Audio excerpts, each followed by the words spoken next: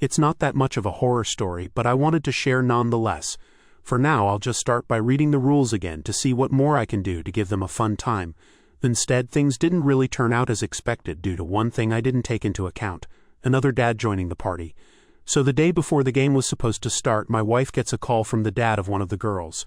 He heard from his daughter that we were going to play D&D again, and well, he used to play D&D a lot when he was younger, and he was eager to join in on the fun.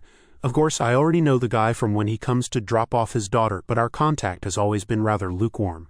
He's a single dad who clearly has a thing for my wife. They work in the same company, and my wife has already mentioned multiple times that it is quite clear that he has taken a liking to her, albeit that he is not really the type of man to act on it.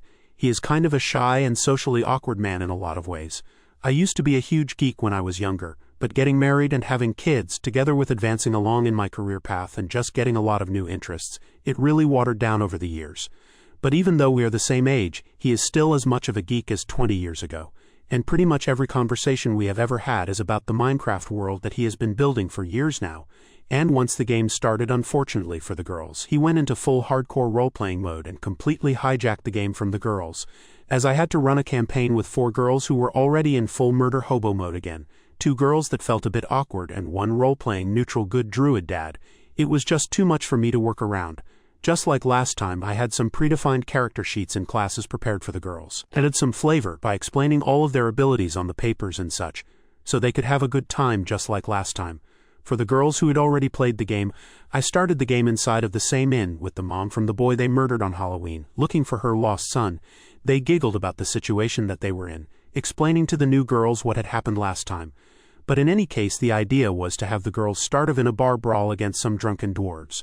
Tensions ran high. The fireball idea was already again roaming through some heads, until our druid stepped in and diffused the situation by talking to the dwarves, offering to buy them a round of beer, joking with them, passing all of the charisma checks and peacefully settling the situation. The original plan was for the girls to find a note on of the mangled bodies of the dwarves, setting them on their quest. So I just had a mailman come along who gave them the note with the info of what they had to do. In any case, they got a mysterious note from someone promising them a great adventure, as he had uncovered a book with information about an uncovered treasure. Asking to meet the party at his house near the old watermill, our party went on their merry way. Along the road they got attacked by a pack of wolves.